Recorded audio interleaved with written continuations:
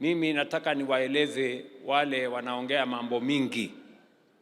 Pesa ya first term tulituma first term. Pesa ya second term tumetuma second term. Ile imebaki kabla ya third term kufunguliwa, tutatuma pesa ya watoto wetu. We have made it deliberate. Haijafanyika siku ingine. Unajua siasa hii Kenya ni mingi na watu wa kuongea ni wengi, lakini watu wa kufanya kazi ni wachache. Wale wa maneno mingi ndio wanajaza maneno katika airwaves, mitandao na kule kwingine. But those ones, they don't bother us because we know what we are doing. Na kwa hivyo nawauliza wale wote stakeholders ya mashule yetu, tuweke masomo ya watoto wetu kipaumbele.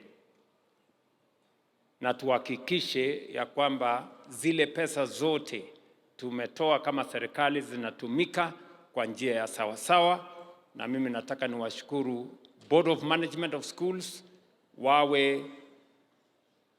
wafanye kazi pamoja na walimu so that we can better serve the children of Kenya kwa kuhakikisha kwamba wanapata elimu ya sawa sawa.